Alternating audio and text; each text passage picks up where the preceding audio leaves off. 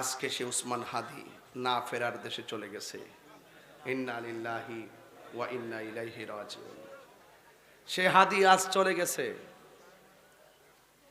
আমি একটা ছবি দেখে আমি স্তব্ধ হয়ে গেছি। তার বাচ্চাটা কাদের মধ্যে ছিল এইভাবে, ফুটফুটে বাচ্চাটা, কত আগ্রহ নিয়ে বাবা তার বাচ্চাটাকে কাঁধে তুলে আনন্দ করেছেন। সে আনন্দ হয়তো বাচ্চাটা আর পাবে না। বাচ্চাটা এতিম হয়েছে, স্ত্রীটা বিধবা হয়ে গেছে, মা তার সন্তানকে হারাইছে।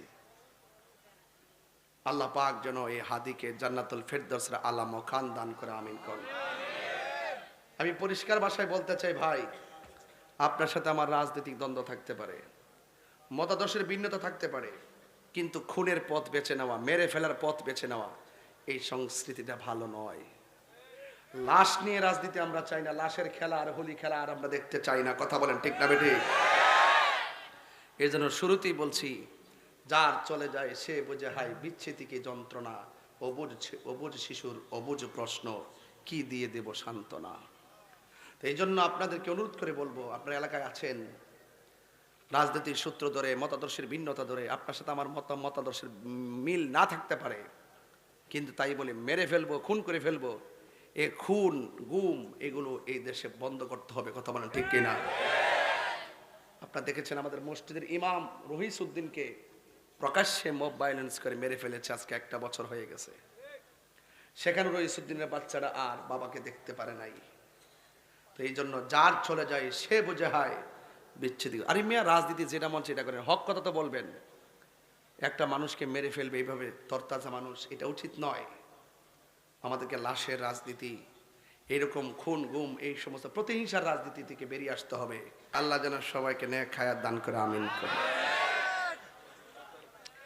আমি কিন্তু এই দাওয়াতটা ইমার্জেন্সি রাখছি, ইমার্জেন্সি। মাত্র কয়েকদিন আগে আমার দাওয়াত করছে, আমি বলছি যে 12টা যদি হয় তাহলে আমি আসতে পারবো। দাওয়াত রাখার সময় বলছি 12টা, তো আলহামদুলিল্লাহ 11:40 পড়ছি নাকি।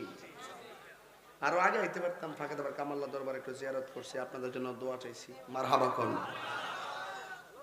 যাই হোক, যে রব্বে করিম আমাদের সকলকে আজ মুসান মাহফিল আসার সুযোগ দিয়েছেন, শুকরিয়া দেন পড়ুন আলহামদুলিল্লাহ।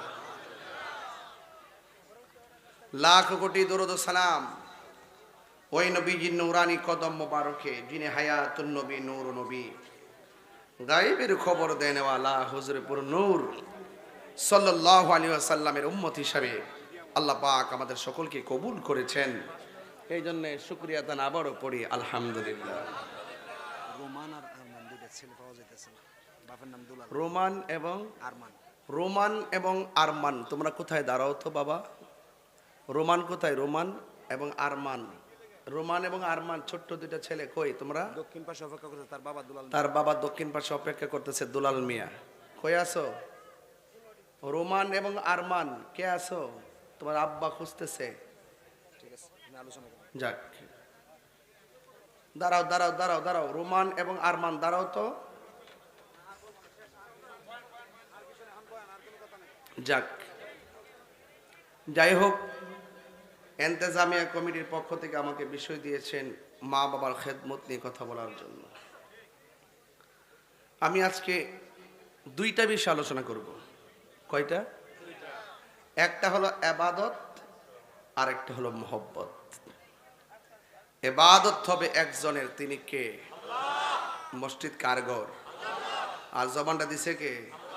জোরে আল্লাহ কইলে কি শরম লাগে? জোরে বলেন আল্লাহ, বড় মার ভালো করে বলেন আল্লাহ। আল্লাহ আপনাদের সবার জীবনে গুনাহ মাফ করুন। আমি ঘন্টাখানেক আলোচনা করে আপনার কাছ থেকে বিদায় নিয়ে নিব। সবাই খুশি তো ইনশাল্লাহ? আল্লাহ যেন কবুল করে, আমিন কোন। সবাই বলেন লা ইলাহা লা ইলাহা হাসবি রব্বি মা ফি কলবি গায়রুল্লাহ নূর মুহাম্মদ লা ইলাহা ইলাহা ইল্লাল্লাহু মুহাম্মাদুর রাসূলুল্লাহ সাল্লাল্লাহু আলাইহি ওয়াসাল্লাম। বাবার আমার, যার চলে যায় সে বুঝে হায় বিচ্ছেদে কি যন্ত্রণা। যার চলে যায় সে বুঝে হায় বিচ্ছেদের কি যন্ত্রণা। হারানোর ব্যথা যে হারায় সে বুঝে। কথা বলেন ঠিক কিনা? আপনারা দেখেছেন গত কিছুদিন আগে উসমান হাদিকে গুলি করেছিল। আমি তীব্র প্রতিবাদ করেছিলাম। আজকে সে উসমান হাদি না ফেরার দেশে চলে গেছে। ইন্না লিল্লাহি ওয়া ইন্না ইলাইহি রাজিউন। সে হাদি আজ চলে গেছে। আমি একটা ছবি দেখে আমি স্তব্ধ হয়ে গেছি। তার বাচ্চাটা কাদের মধ্যে ছিল এইভাবে, ফুটফুটে বাচ্চাটা, কত আগ্রহ নিয়ে বাবা তার বাচ্চাটাকে কাঁধে তুলে আনন্দ করেছেন। সে আনন্দ হয়তো বাচ্চাটা আর পাবে না। বাচ্চাটা এতিম হয়েছে, স্ত্রীটা বিধবা হয়ে গেছে, মা তার সন্তানকে হারাইছে। আল্লাহ পাক যেন এই হাদিকে জান্নাতুল ফেরদৌসের আলা মাকান দান করে, আমিন কোন। আমি পরিষ্কার ভাষায় বলতে চাই ভাই, আপনার সাথে আমার রাজনৈতিক দ্বন্দ্ব থাকতে পারে, মতাদর্শের ভিন্নতা থাকতে পারে, কিন্তু খুনের পথ বেছে নেওয়া, মেরে ফেলার পথ বেছে নেওয়া, এই সংস্কৃতিটা ভালো নয়। লাশ নিয়ে রাজনীতি আমরা চাই না, লাশের খেলা আর হোলি খেলা আর আমরা দেখতে চাই না। কথা বলেন ঠিক না বেটি?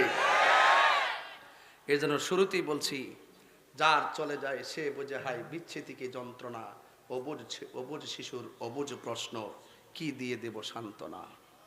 তো এই জন্য আপনাদেরকে অনুরোধ করে বলবো, আপনার এলাকায় আছেন, রাজনীতির সূত্র ধরে, মতাদর্শের ভিন্নতা ধরে আপনার সাথে আমার মতাদর্শের মিল না থাকতে পারে, কিন্তু তাই বলে মেরে ফেলবো, খুন করে ফেলবো, এ খুন গুম এগুলো এই দেশে বন্ধ করতে হবে। কথা বলেন ঠিক কিনা? আপনারা দেখেছেন আমাদের মসজিদের ইমাম রহিসউদ্দিনকে প্রকাশ্যে মব ভায়োলেন্স করে মেরে ফেলেছে। আজকে 1 বছর হয়ে গেছে। সেখানে রহিসউদ্দিনের বাচ্চারা আর বাবাকে দেখতে পারে নাই। তো এই জন্য যার চলে যায় সে বুঝে হয় বিচ্ছেদ। আরে মিয়া, রাজনীতি যেটা মন সেটা করেন, হক কথা তো বলবেন। একটা মানুষকে মেরে ফেলবে এইভাবে তরতাজা মানুষ, এটা উচিত নয়। আমাদেরকে লাশের রাজনীতি, এরকম খুন গুম, এই সমস্ত প্রতিহিংসার রাজনীতি থেকে বেরিয়ে আসতে হবে। এই দেশটাকে আল্লাহ শান্তি করে দাও। এই দেশের মানুষের পারস্পরিক শ্রদ্ধা আর ভালোবাসা তৈরি করে দাও। মিলেমিশে চলার তৌফিক দিয়ে দাও, আমিন কন। ভাইরা আমার, আল্লাহ রাব্বুল আলামিন কোরআনুল কারীমের মধ্যে বলেছেন, ওয়াকাদা রাব্বুকা আল্লা তা'বুদু ইল্লা ইয়াহু ওয়া বিল ওয়ালিদাইনি ইহসানা।